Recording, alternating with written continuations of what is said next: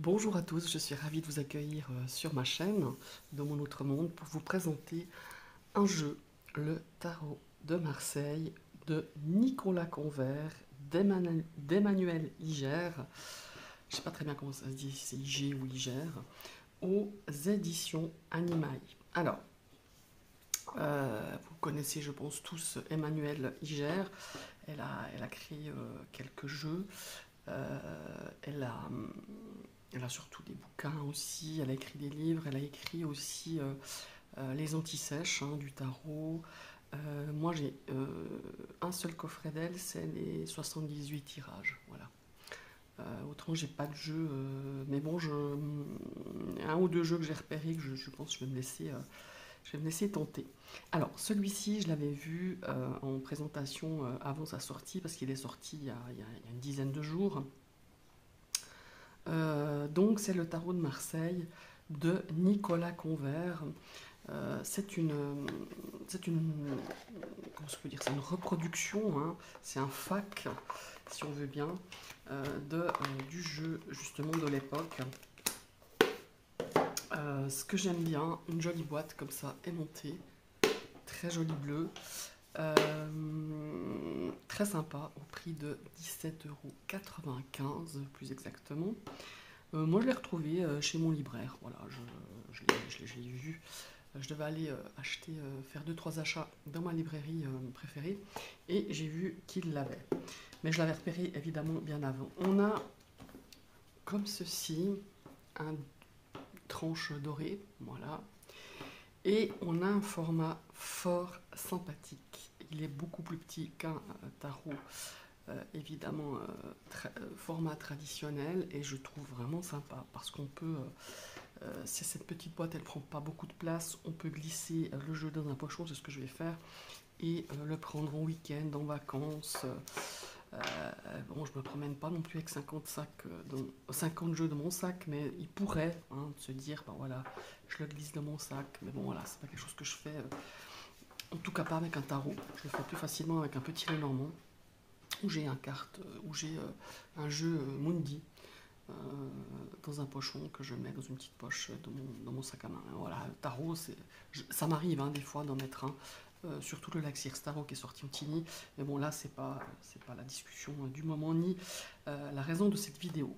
Donc on a vraiment, en fait le but de cette édition c'est de justement partir sur un tarot de Nicolas Convert, de respecter les couleurs qui étaient comme ça à l'époque. C'est un ancien tarot. Si vous voulez connaître un petit peu l'historique de ce tarot, vous pouvez aller sur la chaîne d'Emmanuel. Elle a fait une vidéo de présentation de ce jeu où elle explique vraiment tout, toute l'histoire de ce jeu, l'histoire un petit peu du tarot de Marseille, quelque part. D'ailleurs, il y a une petite aussi explication ici dans le livret. Bon, les cartes, je vous ai dit, le format, voilà, qualité, très bonne carte, voilà, très bonne qualité, il n'y a rien à dire. Et donc, on reviendra aux cartes tout à l'heure. Il y a un petit livret, voilà, un petit livret donc, qui était fait par Emmanuel. On a ici l'introduction et justement elle explique tout l'historique de Nicolas Convert. Elle explique plusieurs choses. Euh,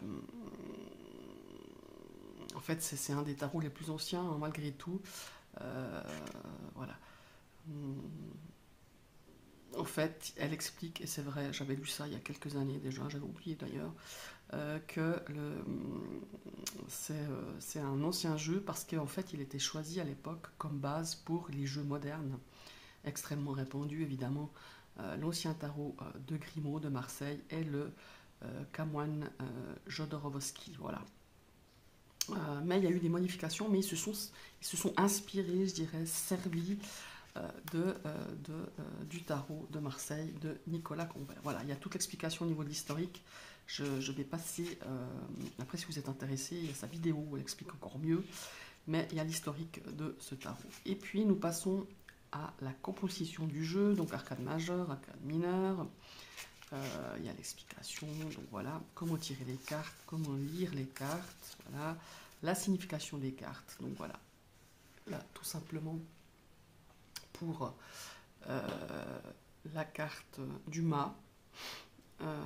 On a la carte, voilà, le mât avance vers l'inconnu, prêt à accueillir l'aventure de la vie avec confiance, sans avoir la moindre idée de l'endroit où cela pourrait le mener. Les symboles clés, alors explique, hein, donc le baluchon contient le peu qu'il possède et symbolise la confiance en l'avenir. Le chien représente les instincts, la protection, mais aussi le risque de distraction ou de déviation du chemin. On a les significations essentielles, donc partir à l'aventure, se lancer sans savoir ce qui nous attend, essayer quelque chose de nouveau pour voir, début sans préconception. Message de la carte, le mât vous encourage à faire un saut dans l'inconnu avec confiance. Vous verrez bien où cela vous mène. Donc voilà pour toutes les lames majeures. Et ce que j'ai vraiment trouvé sympa, c'est dans les lames mineures. Voilà, on va prendre. Alors, elle a, comme ça se fait très souvent, elle a mis tous les as ensemble. Hein, bon, l'as de bâton, l'as de coupe, l'as d'épée, l'as de denier. Et ce qui est très bien, c'est que elle nous explique en 4 lignes hein, ce que signifie l'as de bâton, par exemple. Et on a le moyen mnémotechnique de nous rappeler, voilà, sans connaître vraiment tout par cœur, ce que les illustrations, j'ai pas pris le bon exemple, hein, parce que là c'est l'as, mais admettons le 7 de bâton, voilà. Détermination, triomphante, endurance, tenir bon, se défendre.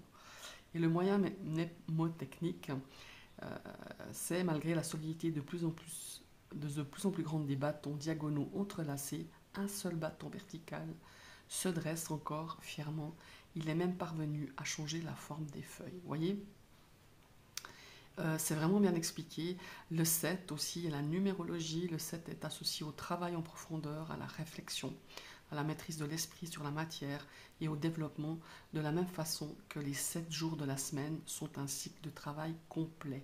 C'est le chariot qui maîtrise ses chevaux, tirant chacun dans un sens. Ouais, c'est vraiment très très chouette. Là aussi, l'as, on a l'explication, les 3. 1 et 1 formant un couple, ils font un enfant et deviennent 3. Quelque chose de nouveau est né. C'est donc un chiffre de créativité, de joie et d'expansion. Il est pas très épais, mais je trouve qu'il y a les bases pour le tarot de Marseille. Les petits trucs pour se mémoriser la carte. Franchement, c'est bien vu, c'est bien ficelé, c'est bien mené. Voilà, bravo. Moi, je trouve que vraiment, il est vraiment bien foutu, ce petit livret. Il a l'essentiel pour utiliser ce tarot de Marseille, pour débuter, pour s'entraîner, enfin voilà. Et en plus, c'est drôle parce que le premier tarot de Marseille que j'ai, c'est justement une édition que j'ai acheté il y a très très longtemps, j'avais 17 ans, donc ça fait passé 30 ans, même plus. Et ben c'était un convert que j'ai laissé chez mes parents d'ailleurs, il est toujours là-bas. Et c'était une reproduction de Nicolas Convert aussi, donc c'est très drôle. Parce que j'en ai d'autres, hein, des tarots de Marseille. J'ai d'autres. J'ai le tarot de Marseille de... Oh, j'ai perdu le nom des éditions. Enfin, la traditionnelle édition du tarot de Marseille. Voilà. Je suis fatiguée, j'ai les blancs comme ça, c'est terrible. Donc on va voir un petit peu les cartes. Bon, après, je ne vais pas toutes vous les passer et m'attarder dessus. On voit, voilà. Il y a beaucoup de couleurs. Je crois qu'elles sont au nombre de 7 dans le tarot de Nicolas Convert. Et dans le tarot de Marseille, je crois que c'est plus, ça doit être 4 ou 5 couleurs, je ne sais plus exactement. Donc il est vraiment, il a été reproduit, en tout cas c'était une volonté des éditions Animae de reproduire au mieux, et je trouve qu'ils ont bien réussi, le tarot de Nicolas Convert, le tarot de Marseille de Nicolas Convert. Les cartes se collent un petit peu, parce que je ne l'ai pas utilisé, hein, je viens de l'acheter. Et Je crois que je suis trop près, il n'arrive pas à faire le focus. Ouais, voilà. Et jeu vraiment très sympa. Je ne sais pas si je vous ai dit, mais j'utilise de plus en plus ce tarot de Marseille. Alors, j'utilise autant le Rider-Waite-Smith, hein, entendons-nous, mais je me reconnecte au tarot de Marseille de plus en plus. Je ressors les tarots de Marseille que j'ai. Alors, j'en ai pas beaucoup comparé au Rider-Waite-Smith, mais j'aime bien l'utiliser. J'aime bien me reconnecter de nouveau à cette énergie quand même légèrement différente au tarot de Marseille. Et quand j'ai vu que les éditions Animae en collaboration avec Emmanuel, je me suis dit pourquoi pas. Et je sens que c'est un jeu avec lequel je vais pas mal travailler. Voilà, je trouve vraiment très sympa. Et je trouve que c'est un beau travail qu'elle a fait dans le livret, même s'il n'est pas très épais, mais je trouve qu'il y a tout, quoi. Il y a vraiment tout ce dont on a besoin. Voilà.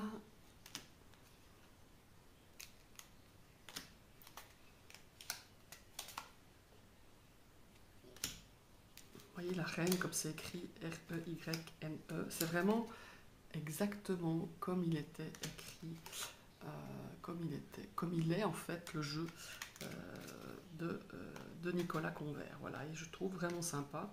Ça lui donne un côté vintage, mais c'est un côté aussi belle reproduction. J'adore les coupes. Hein. Bon, dans les tarots de Marseille, c'est ce que je préfère, les coupes et les bâtons.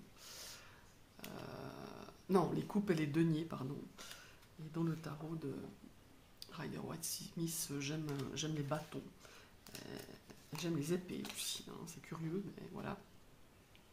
Mais c'est vrai que dans le tarot de Marseille, j'aime bien aussi les coupes. J'aime bien la série des coupes et des deniers. Je ne sais pas pourquoi, mais j'aime bien. Voilà.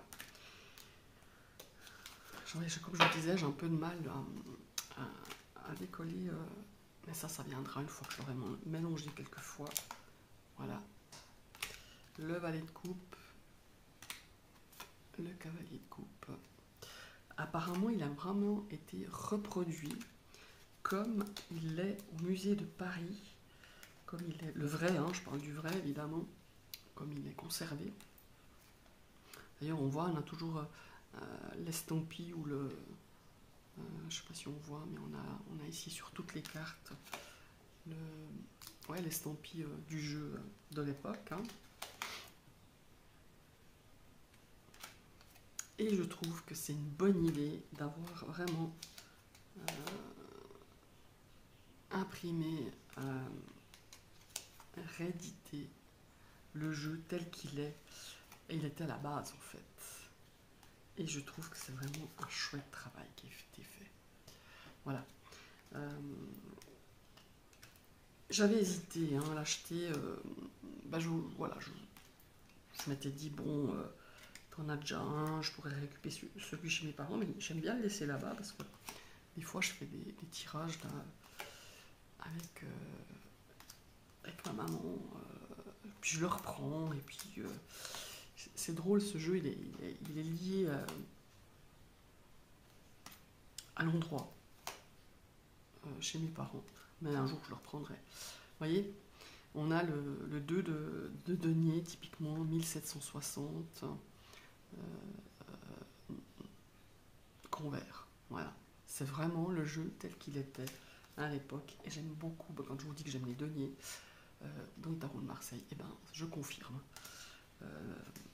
Dans celui-ci aussi, vous voyez, et les couleurs sont bien retranscrites, je trouve. Alors certains n'aimeront pas parce que peut-être le jaune il est presque, il a des tendances un petit peu de vert dedans, mais moi ça me dérange pas. Voilà, j'aime beaucoup. Vous voyez, les valets ils sont sur les côtés, les inscriptions, et le reine, roi et cavalier c'est en bas. Voilà, voilà.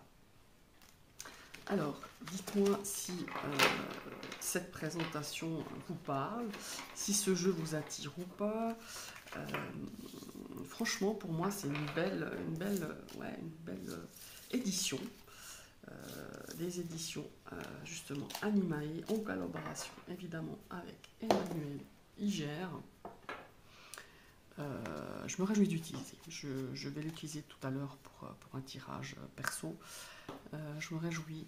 En tout cas, on en reparlera, je pense, dans d'autres peut-être vidéos que je ferai à l'avenir ou des tirages que je ferai. Et je l'utiliserai, je vous dirai un petit peu les retours à l'utilisation. Et là aussi, un tirage que j'ai oublié de vous parler. Un tirage de l'époque, justement. Est-ce qu'elle l'a mis à la fin? Je ne me souviens plus. Ah voilà, le tirage, la méthode des 7 voiles. C'est une méthode, hein, apparemment euh, très très très utilisée à l'époque. Donc chaque voile a une vous voyez par exemple, la position 1 c'est l'amour, 2 la carrière, 3 les finances, 4 les relations, 5 la création, les épreuves et la spiritualité. Voilà. Et il y a toute l'explication de ce tirage. Et je trouve vraiment sympa. Voilà, c'est un tirage que je connaissais, que je n'ai pas personnellement beaucoup utilisé, mais que j'avais entendu parler, en tout cas,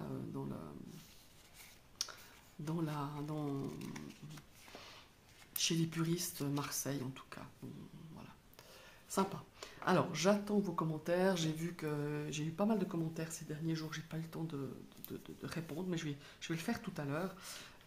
N'hésitez pas à partager cette vidéo si vous arrivez sur ma chaîne et que ce contenu vous plaît. Vous cliquez sur la cloche, comme ça vous serez abonné et vous réactivez une deuxième fois cette cloche pour recevoir toutes les notifications de mes prochaines vidéos. Je vous souhaite une très très belle fin de journée et à tout bientôt. Bye bye.